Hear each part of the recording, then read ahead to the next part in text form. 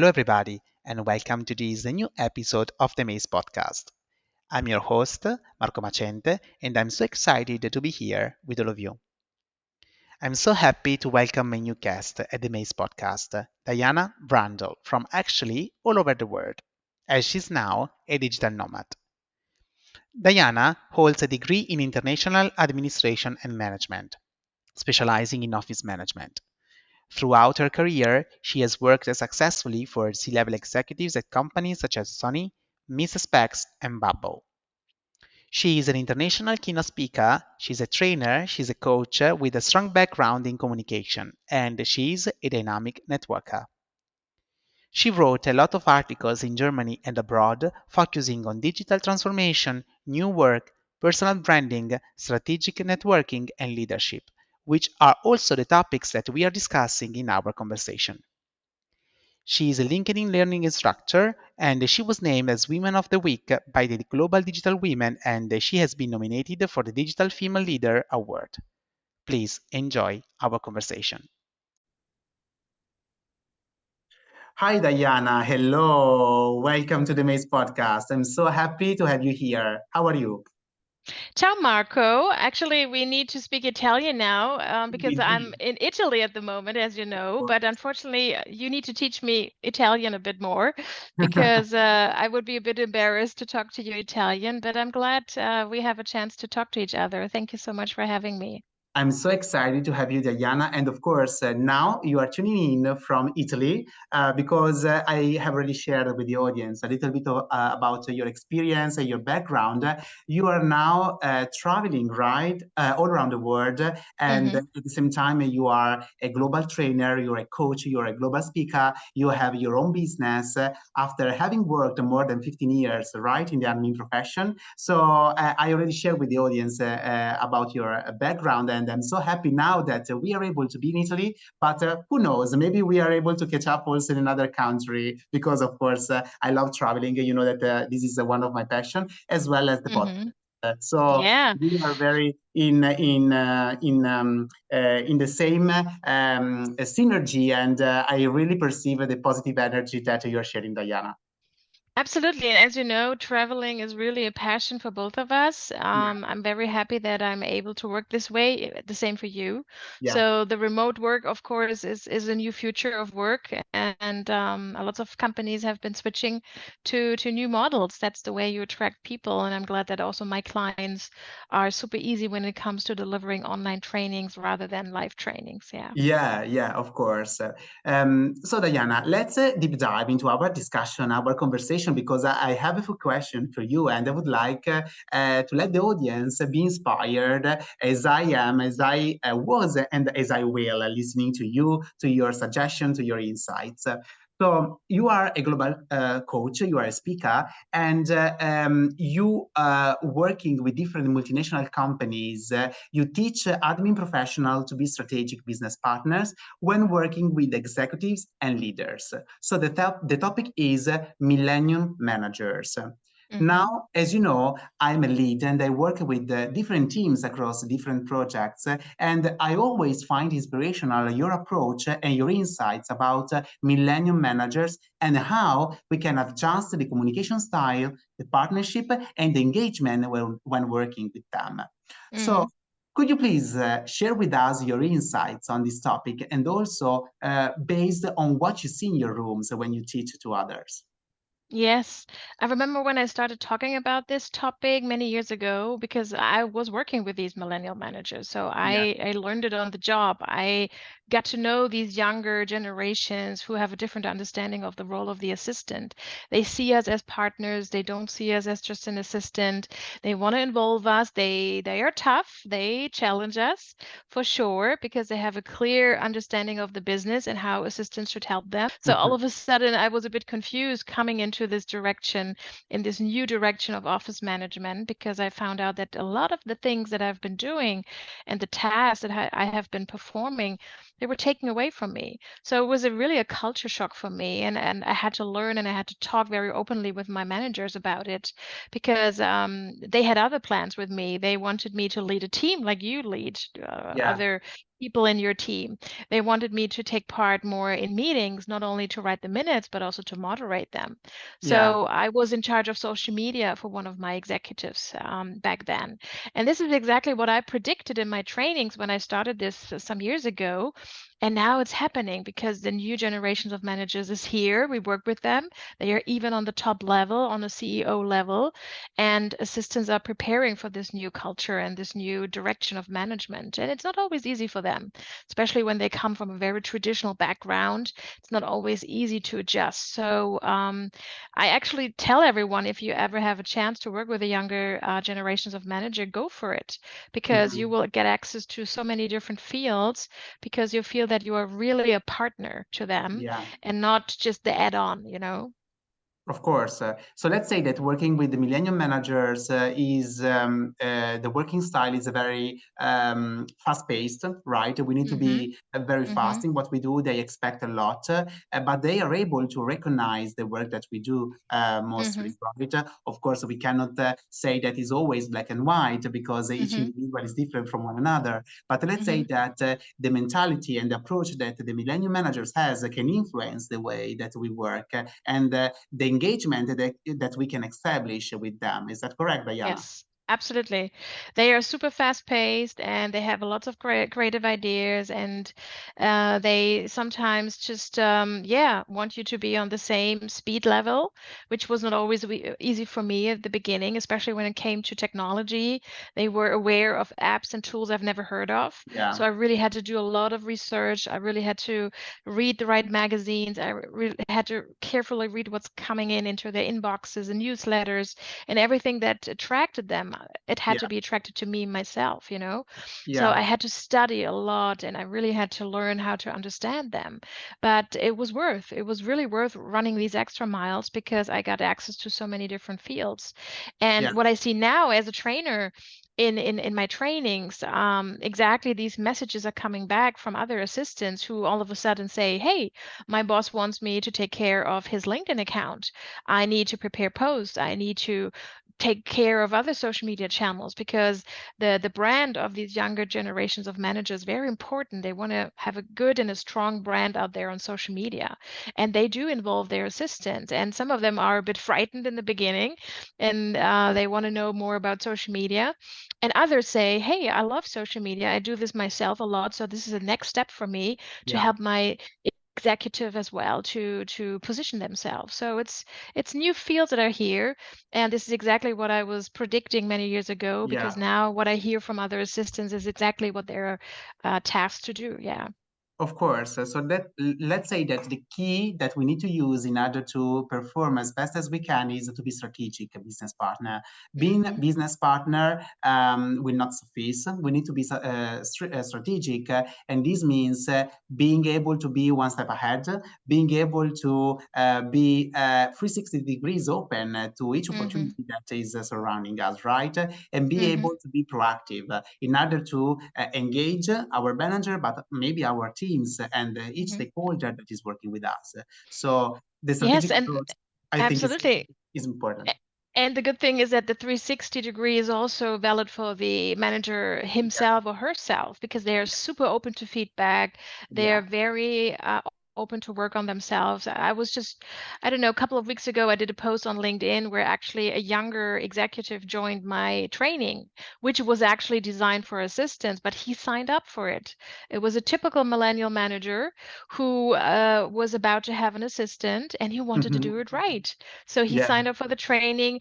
All the other assistants in the training, of course, they were blown away by this young gentleman showing up yeah, and giving us a fantastic time, because he was able to give yeah to show his perspective and to raise questions, and we were able to support him. So that's fantastic to see that they are open to prepare themselves to deliver a good performance together with their yeah. assistants. And this is something I would love to see more, but I Mm, think the traditional generation is maybe not very open for that, because they are more the command and the control generation. mhm. And the millennial managers are really more agile and they're really Yeah, open to learn, and they don't look into hierarchies too much. yes. So that's fantastic. That's really Eh, fantastic. And I think we're Then going to see this more. Yeah. Yeah, they like breaking the stereotypes, right? They are not focusing just on a role or on a title, but they are able to be lead and to be a leader Exactly. in the in the proper meaning of the word, right? Leading, influencing, and inspiring others. So Mm-hmm. yeah, thanks a lot for this sum up. I'm sure that the audience will treasure these insights as I will. Thanks a lot, Diana. Of course, anytime. So let's move on because I have another question for you, Diana. Of course, we in 2020 the pandemic blew up the entire world, and the entire business was completely and has been completely changed, right? Because the pandemic changed our way of working, our way of doing business. Mm-hmm. So speaking about the skills and the abilities that a professional should have. After the pandemic, which are, in your opinion, the most critical ones in order to stay on the competitive edge? Mm-hmm. Well, I think we haven't. I mean, there's again technology, the answer number one, especially since we now see how fast AI is coming into our workplace. So there's not a single day that we are reading something about ChatGPT or any other of the tools that are about to approach us. I mean, Microsoft announced the Copilot 365 some weeks ago, which is a copilot. Mm, Again, automation, AI, something that is doing certain routine tasks and standard tasks. But let's remember, you assistants out there listening to this podcast, you are the co-pilots. So we need to be aware again how fast the technology is evolving, and we need to be on the top of the game. So I definitely see more AI training related seminars and webinars coming our way, and many trainer colleagues are out there already delivering these trainings. I was offering a German session together with a trainer colleague, and we had over 300 people signing up to that. So we see the amount of knowledge that is needed in order to understand what is coming to our workplace. mhm, And this is something that is super, super crucial and important for assistants that we stay ahead of the game here. And not only for ChatGPT or anything other related, because there are more players coming onto the market. I also see a high demand for other automation tools. I highly recommend, and I was just having this conversation with a trainer colleague of mine as well, who teaches tech tools. I think we should specialize also on the Power Apps from Microsoft, Power BI, Power Automate, where we actually really go into the coding mode. And I know this might frighten a few people, like, oh, I don't want to be a coder, but that's what we're going to see in the future because we're going to play with AI, we're going to play with automation tools, and the Copilot when this is coming into the mainstream from Microsoft. It's part of the 365 family, so we're going to yeah, deal with it. And I can highly recommend assistance really, really, because we have been observing how fast everything was happening when the pandemic hit. We all became virtual. Now we talk about hybrid. So we've been setting up hybrid structures, and we are not going to the office every single day. So next to the adaptation and the understanding of the tools that are needed. I also want to go on the soft skill side, and I really, really want to remind you all that even if this might be just a human soft skill, but networking and listening, active listening, the day you go to the office, don't care about how much you get off your to-do list the day you go to the office. Invest in networking, go to the right people, have your strategic alliances. Who needs to see your face? Who do you need to have a coffee with? Who was someone new from a department you need to meet? Who needs to know your brand? So yeah, I always tell my attendees in my trainings, because everyone keeps telling me every time when I go to the office, I almost don't do a lot of work because I see so many other people. I haven't seen them for quite a while. So don't be too hard on yourself, because this is also work. The moment yeah, you network for yourself and you network for your manager, right? yeah, And the moment you listen, you learn something. yeah. So be very focused also on these softer skills. Next to technology, I think also the networking and the active listening and the learning that comes out of the active listening is two of the top skills that are needed in the future.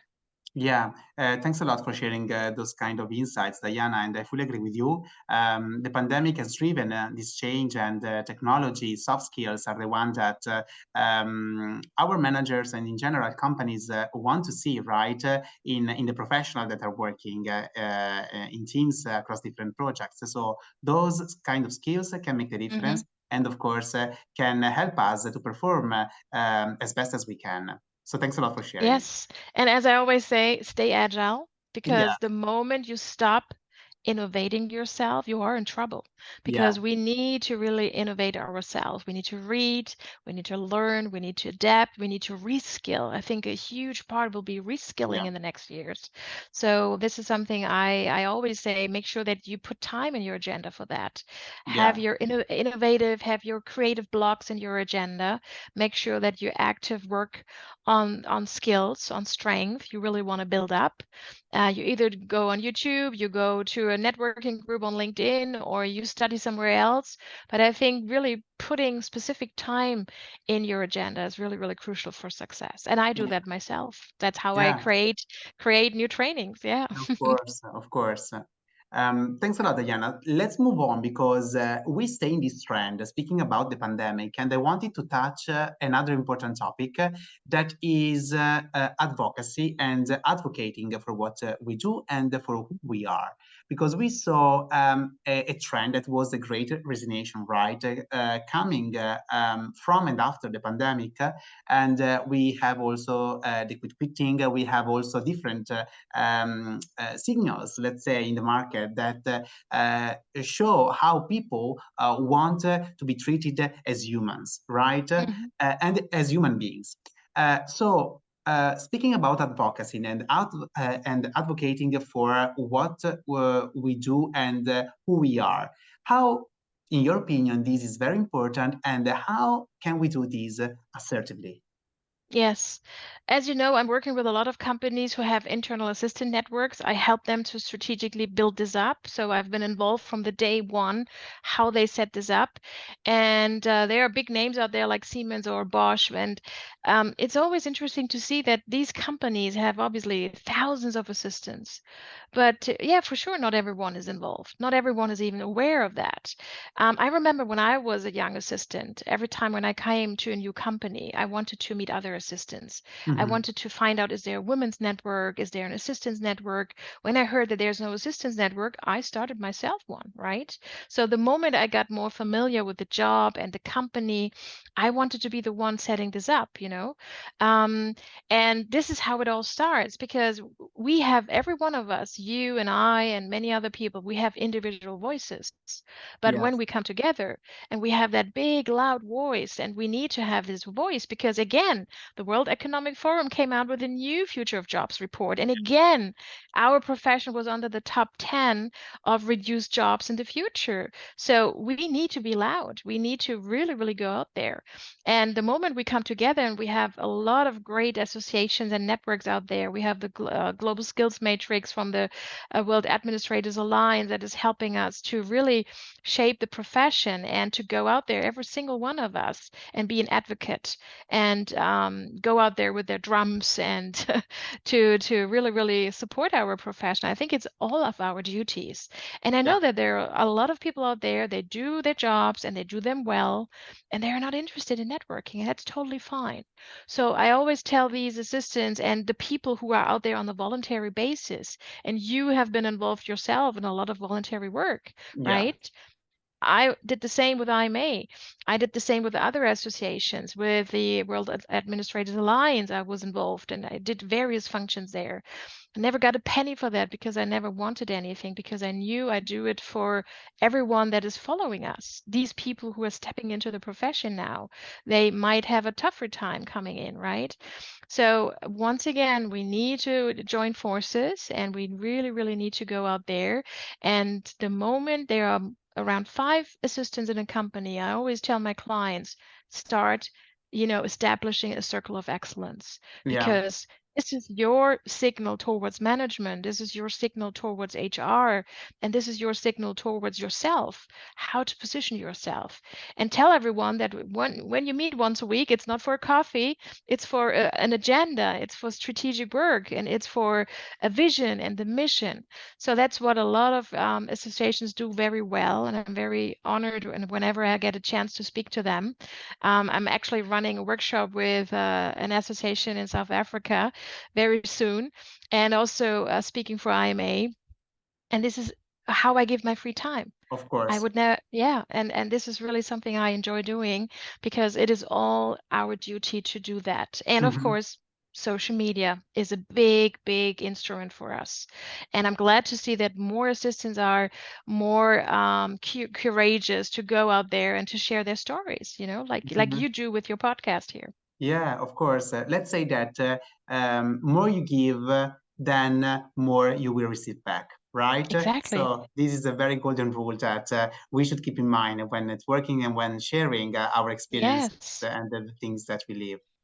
Absolutely. And it is so important that, when I talk to people that I meet at a conference or at a training and they complain about various situations, my question is always, so what do you do to make that this is going to change? Yeah, What do you give?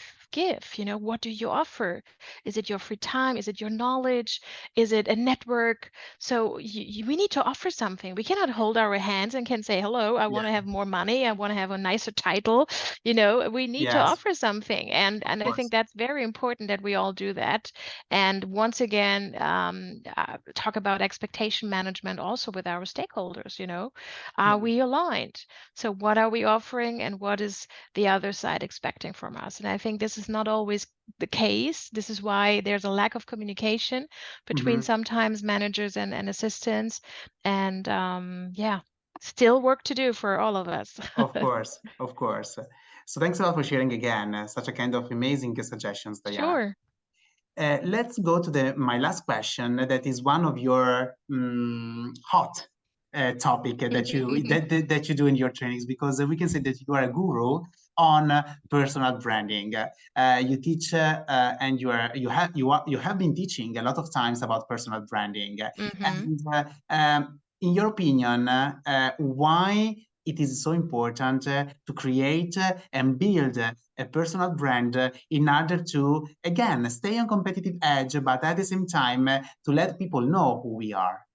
Yes, because no one else is going to do it for you. We Yeah, have to do it for ourselves. We should not wait until someone tells us, "Oh, Marco's a great assistant," or "Whoever is doing this, that's great." It's sometimes not happening. So I know sometimes it is tough for a lot of people out there, especially when there are more shy personalities, when there are more introverts.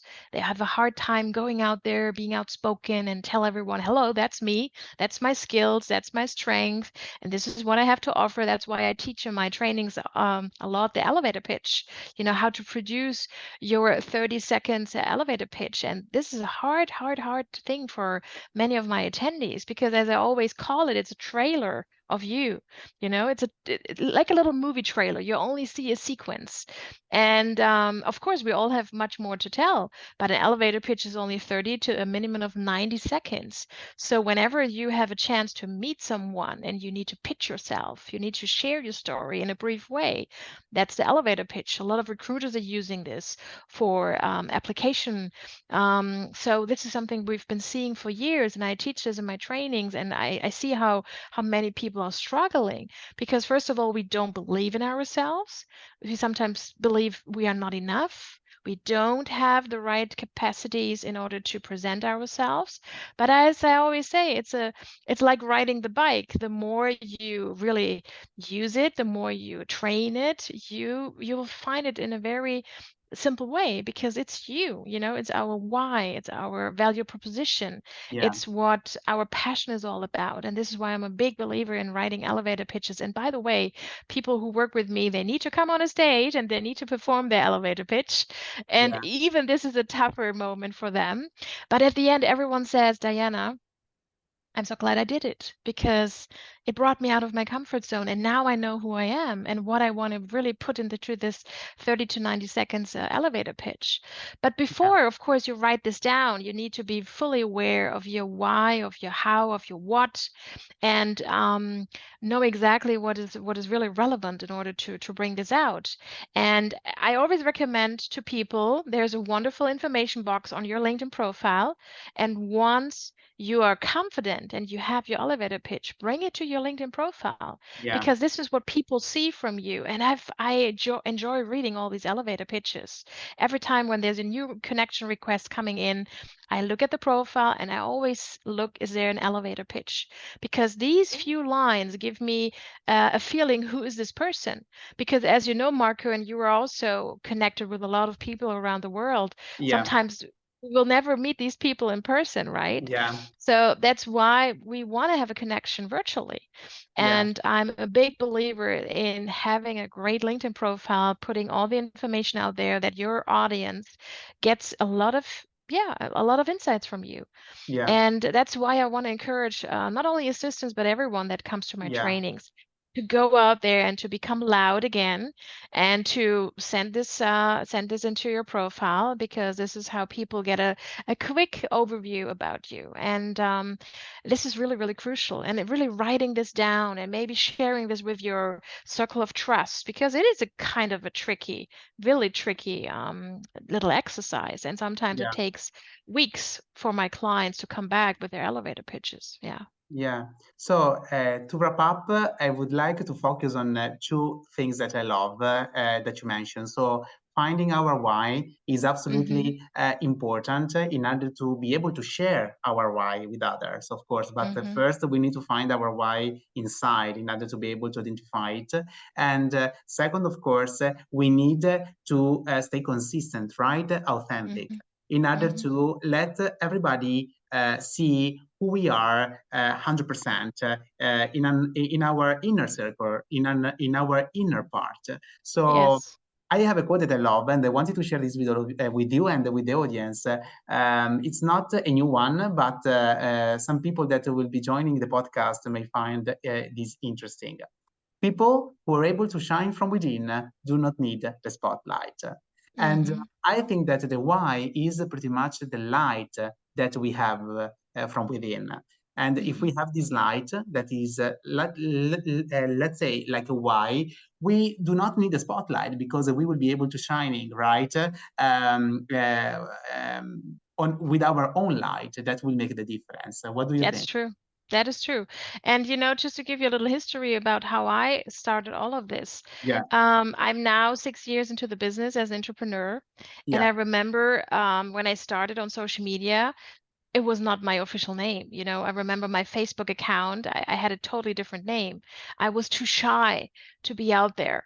Um, I was 3 years into my business when I had a website. So it takes time. You should never be in a rush. So always go with the things that really, really bring you yeah, bring you the best. And sometimes it's under the surface. Sometimes you don't need to be out there writing a post every week, what you yeah, do and how you do it. Other people do it and they're having successful posts. So it needs to be, as you said, very authentic. And if you are more the introvert person and you still know what you do and you deliver a fantastic job every single day, be proud of yourself, even yeah, without posting it outside. But of I want course. to give credit to the people who go out there and are brave enough. And I know a lot of them are super nervous the moment they hit the send button, the Mhm. publish button, because they're gonna say, are they gonna like my post? How many likes? How many shares? How many comments? And every producer on LinkedIn has this feeling. Every producer on social media, including me. And sometimes our posts attract more people and sometimes less people. But let's never ever define a number Yeah, of your success, of right? course. I So love it. away with the numbers whenever you Yeah, feel comfortable to bring your brand out on social media, go for it. yeah, And don't worry if sometimes 10 people are seeing this post and the next time maybe it's 120. So it's not about numbers, it's about the courage you have to do of that. course. Yeah.